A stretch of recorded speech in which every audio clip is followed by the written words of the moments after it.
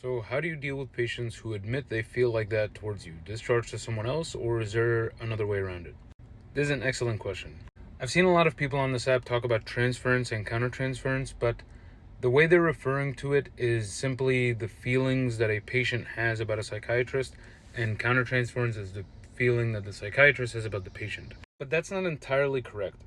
Transference is when the patient projects somebody in their life onto the mental health provider.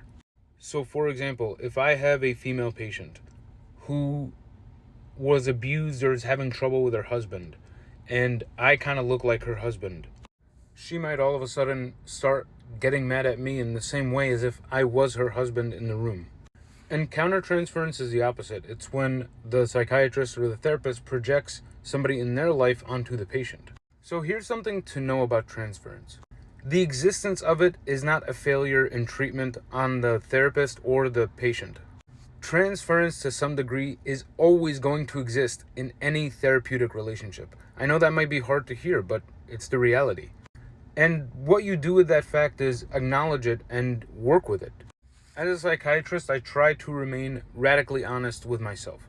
If a patient admitted they had feelings towards me, I would really have to seek out supervision or really think it through with myself. Am I going to keep this patient because her attraction to me makes me feel good, or this is an area I feel like I can really help her in? And let's be very clear, transference is not just romantic feelings. Sometimes patients might feel like I'm like a father figure to them, or I'm like a son figure to them, or I'm like a brother, or I'm like their best friend.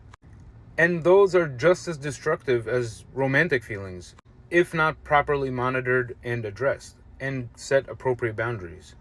You're not setting boundaries as a psychiatrist or a therapist because you're a jerk. You're setting them to not confuse the patient. My advice always when dealing with difficult situations is to get supervision. The last thing you want to do is unintentionally harm the patient or unintentionally harm yourself. This could be a very long discussion, but I'm just going to keep it at that for now.